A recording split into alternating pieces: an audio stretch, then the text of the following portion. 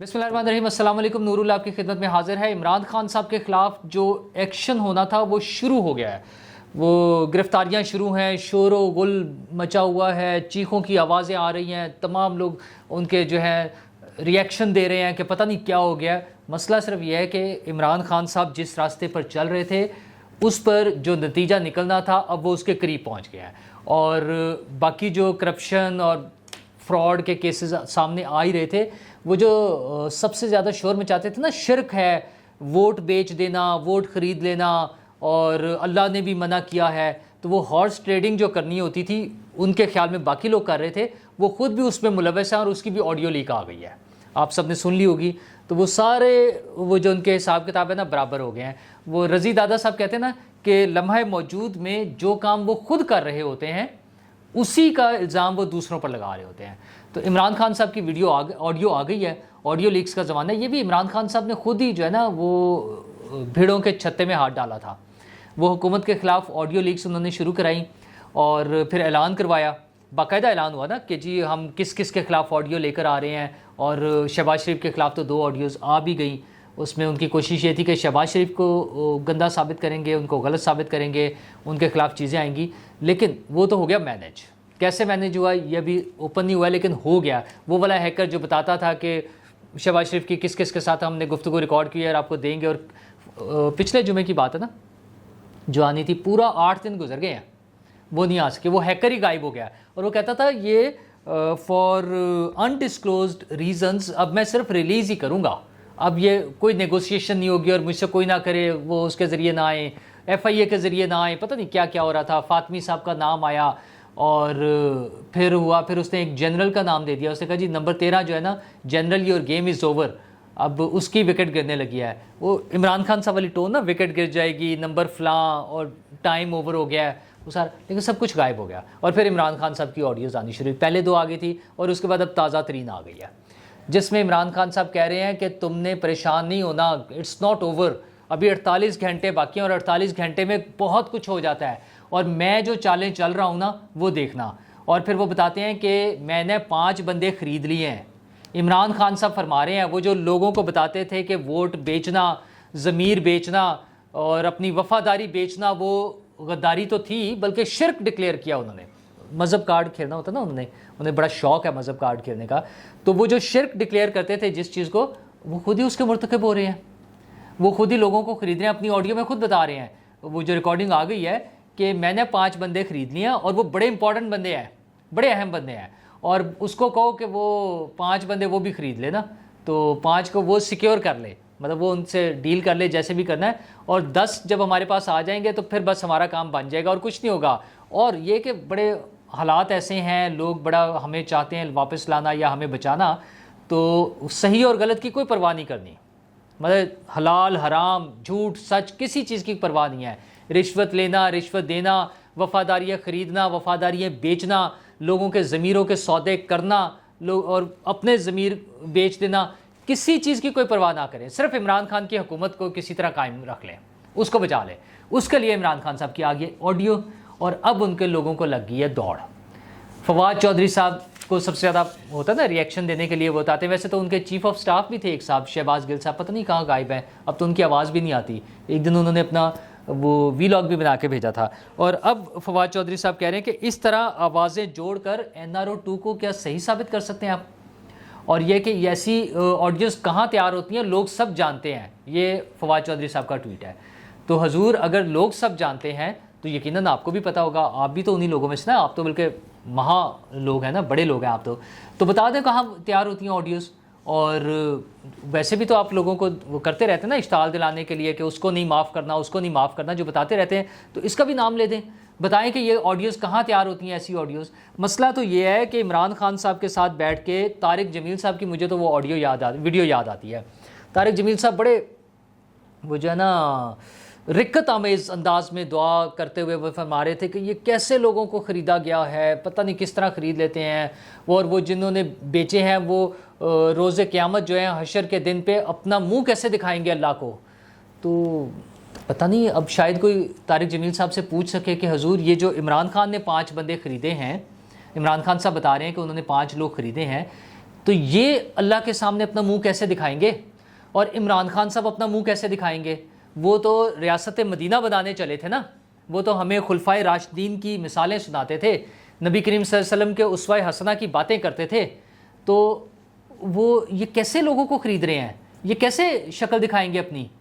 طارق جمیل صاحب نے یہ کیا ہوا نا، وہ ویڈیو موجود ہے، میں ویڈیو تو شاید نہیں ہم چلا سکتے لیکن وہ ویڈیو موجود ہے، وہ بڑا رو رو کے بتا رہے تھے، تو اب وہ کر رہے ہیں، تو اب ان کے دوست جو ہیں انہیں ڈیفینڈ کرنے پہ لگے ہوئے ہیں۔ فواد چودھری صاحب بھی وہ کہہ رہے ہیں آڈیو جوڑ جوڑ کے بنائی ہے، انہیں یہ بھی پتہ ہے کہ آڈیو تیار کہاں ہوتی ہے، تو یہ تو معاملہ آ گیا ان کی جو ہے ہارس ٹریڈنگ کا۔ تو وہ ہارس ٹریڈنگ کا جو الزام حکومت پر لگاتے تھے کہ میری حکومت گرانے کے لیے ہوا، ان کا تو کوئی بندہ نہیں گیا تھا نا اس میں، وہ تو ثابت ہو گیا، صرف پارٹیاں الگ الگ ٹوٹی تھیں۔ عمران خان صاحب کا ثابت ہو گیا کہ انہوں نے بندے توڑے ہیں۔ تو 62 63 جو اب جس کے بارے میں اب باتیں ہو رہی ہیں نا کہ پتہ نہیں ٹھیک ہے یا نہیں ہے، اور اس پہ نااہلی 5 سال کے لیے ہونی ہے یا تاحیات ہونی ہے، یہ ساری چیزیں یہ اب عمران خان صاحب پہ لگنی ہے۔ وہ جو صادق اور امین کا انہوں نے ایک ٹائٹل پرچیز کیا ہوا ہے نا ان سے، ثاقب نثار صاحب سے، یہ ساری چیزیں فارغ ہو جانی ہیں، اور حکومت ظاہرہ آ رہی ہے نا کہیں سے، حکومت بھی تو بیٹھی ہوئی ہے نا۔ تو عمران خان صاحب جو باز ہی نہیں آ رہے تھے، وہ جس لیول پر جا رہے تھے ان کے خلاف ایکشن ہونا ہی ہونا تھا، اور ایکشن تو اصل میں یہ ہے کہ ایک تو آپ نے کل بھی سنا نا، جو میں نے رات آپ کو اپنے ویلاگ میں بتایا تھا کہ ملک ریاض صاحب کے خلاف جو ایکشن ہونے جا رہا ہے وہ بڑا پکا ایکشن ہے، کیونکہ لوکل جتنے بھی الزامات عمران خان صاحب پہ لگیں گے نا، اس میں عمران خان صاحب اور ان کے ساتھیوں کے پاس ایک ایکسکیوز بہرحال رہے گا۔ وہ کہیں گے دیکھیں جی عدالتیں بک جاتی ہیں، ججز پریشرائز ہو جاتے ہیں، ایف آئی اے جو ہے وہ سیاسی دباؤ میں آ جاتی ہے، پولیس جو ہے وہ حکومت کے ساتھ ہوتی ہے، یہ ساری چیزیں وہ الزامات لگائیں گے۔ ملک ریاض صاحب والا کیس جو ہے 50 ارب روپے جو برطانوی حکومت نے دیے تھے وہ سیدھے سیدھے سے یہاں آئے ہیں ہماری حکومت کے لیے، اور عمران خان صاحب نے انہیں واپس کر دیا اپنے فائدہ اٹھا کے نا، اس میں سے اپنا رشوتیں لی، جو بھی کیا، پلاٹس لیے، ہیرے لیے، وہ سارا کچھ کر کے وہ فارغ ہو گئے۔ ان کی اہلیہ محترمہ کے لیے، بشرا بی بی کے لیے ہیرے تھے، فرا گوگی کے لیے پلاٹ تھے، عمران خان صاحب اور ان کی اہلیہ کے لیے مشترکہ جو ایک ٹرسٹ بنا ہوا ہے اس کے لیے پلاٹ تھے، یہ ساری چیزیں ہوئی ہیں۔ تو باقی لوگ کیسے آئیں گے؟ اس میں ایف آئی اے نے دیگر کیسز بھی ہیں، منی لانڈرنگ کے کیسز نئے بنے ہیں، اور ان کے جو قریبی ساتھی ہیں حامد زمان صاحب، طارق شفیع صاحب، سینیٹر سیف نیازی صاحب اور عامر کیانی صاحب، اچھا اس طرح کے لوگ ہیں نا جو پیسوں میں انوالو بھی رہے پرانے کیسز میں بھی، تو ان کے خلاف کیسز بنے ہیں اور ان کی ہو گئی ہیں گرفتاریاں شروع۔ تو وہ کہتے ہیں نا بکرے کی ماں کب تک خیر منائے گی، تو عمران خان صاحب کے جو قریبی ترین دوست ہیں، جو ان کے جرائم میں ان کے پارٹنر ہیں، کرائم پارٹنرز، عمران خان صاحب کو تو بڑا شوق ہے نا اس طرح کی ٹرمز استعمال کرنے کا، کرائم منسٹر وہ کہتے ہیں، تو جو کرائم پارٹنرز ہیں ان کے وہ پکڑے گئے ہیں اب۔ اس میں طارق شفیع صاحب کے گھر چھاپا پڑا ہے، سیف نیازی صاحب کو تو وہ شور یہ مچا ہوا ہے کہ سینٹ کے جو باؤنڈری ہے وہاں سے اٹھا کے لے گئے ہیں، اس پہ دونوں نے انہوں نے شیریں مزاری صاحبہ نے اور فواد چودھری صاحب نے دونوں نے ٹویٹ کیا ہے۔ شیریں مزاری صاحبہ نے ٹویٹ میں کہا ہے کہ چیئرمین سینٹ کو بتائے بغیر سینیٹر سیف نیازی کو اسلام آباد سے اٹھا لیا گیا ہے، اور فواد چودھری صاحب وہاں پہ ٹویٹ کر رہے ہیں کہ سینٹ کے احاطے سے سینیٹر کو اٹھا لیا گیا ہے اور یہ توہین پارلیمنٹ ہے۔ اچھا اب انہیں پارلیمنٹ کی بھی عزت کا خیال آ گیا ہے پی ٹی آئی کو، کمال ہی ہے ویسے۔ اور حامد زمان صاحب اٹھائے گئے ہیں لاہور سے۔ اچھا حامد زمان صاحب وہ ان کے قریبی دوست ہیں جن کے کوئی پتہ نہیں 190 پلس میں جعلی اکاؤنٹس ہیں، اور ایک تو انہوں نے انصاف ٹرسٹ کے نام پر جعلی اکاؤنٹ بنا کر اس کا بھی وہ کیا ہوا ہے نا، پیسے نکلواتے ہیں، سارا کچھ کرتے ہیں، جس میں ووٹن سے جو پتہ نہیں کتنے 6 لاکھ کے کتنے پاؤنڈ وہاں سے آئے ہوئے ہیں۔ تو یہ جو کروڑوں اربوں روپے کی دیہڑیاں لگائی ہیں عمران خان صاحب نے، جعلی اکاؤنٹس اپنے دوستوں کے بنوا کر اور ان سے پیسے نکلوا کے اور سارا وہ لے گئے ہیں، اس کا جواب تو انہیں دینا پڑے گا۔ حکومت جو ریلیف دیے جا رہی تھی وہ شاید ہمیں بھی لگ رہا تھا کہ عمران خان صاحب کو کہیں نہ کہیں سے کوئی سپورٹ ہے، تو وہ ساری سپورٹس ختم ہو گئی ہیں، وہ جو دیواریں کھڑی تھیں نا وہ گر گئی ہیں۔ اب عمران خان صاحب کو مصیبت پڑی ہوئی ہے، انہیں نظر آ رہا ہے۔ اور یہ سیف نیازی صاحب کے گھر تو پہلے بھی چھاپا پڑا تھا، اور ان کے وہ لیپ ٹاپ اور کمپیوٹرز اور موبائلز وغیرہ وہ لے گئے تھے، ان کا خیال یہ تھا کہ اس میں وہ ان کا فرانزک آڈٹ کریں گے، اور ظاہر ہے وہ ہو چکا ہوگا، ساری چیزیں چیک ہو گئی ہیں۔ تو جب چیک ہو گئی ہیں تو پھر عمران خان کے لیے تو بچنا بہت مشکل ہو جائے گا۔ وہ جو پیسے آئے ہیں، فائنینشیل ٹائمز نے جو سٹوری چھاپی تھی، عمران خان صاحب نے اس پہ کوئی جواب نہیں دیا۔ فائنینشیل ٹائمز جو ہے نا انتہائی معتبر اخبار ہے وہاں کا، تو اس کی سٹوری جو ہے نا وہ چھپی ہوئی ہے، موجود ہے فائنینشیل ٹائمز کی. تو عمران خان صاحب نے اس پہ کچھ نہیں کیا ہے، کوئی ایکشن نہیں لیا. حکومت نے، ہماری حکومت نے اس پہ ایکشن لینا شروع کر دیا ہے. یہ ان کے یہ 2-3 دوست پکڑے گئے ہیں، اب باری باری ان سب کی باری ہے. عامر کیانی صاحب پہ تو آپ کو یاد ہے وہ ادویات سکینڈل کا بہت بڑا ایک ہے نا بلینز آف روپیز کا، وہ بھی ہے. لیکن ابھی تو ان کی منی لانڈرنگ جو ہے نا عمران خان صاحب کی وہ پکڑی جا رہی ہے. تو وہ جو صادق اور امین ہیں، وہ جو لوگوں کو چور اور ڈاکو کہتے ہیں، وہ اپنی ساری چوریاں ان کی پکڑی جانی ہیں. تو انہیں بھی شوق تھا کہ وہ سیدھا سا سیاست کرنے کی بجائے سیاست میں آپ لڑیں جھگڑیں. وہ جو سب کو غدار بنانے پہ چل پڑے تھے نا اور سب لوگوں کو پر کفر کے فتوے لگا رہے تھے، وہ ساری چیزیں ان کے اوپر آئیں گی. این ایک ایک چیز، ایک ایک الزام جو وہ دوسروں پر لگا رہے تھے وہ سارے عمران خان صاحب پر ثابت ہوں گے.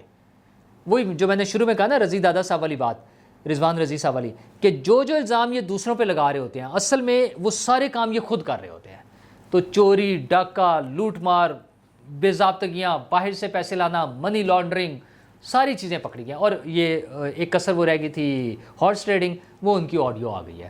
تو عمران خان صاحب آپ تو ان کی آڈیو نہیں لا سکے، لیکن آپ کی آڈیوز جو ہے نا وہ لائن لگ گئی ہے، ہر روز ایک آ رہی ہے. تو ڈرے اس وقت سے جب وہ ویڈیو آ جائے گی. کون سی والی بھلا؟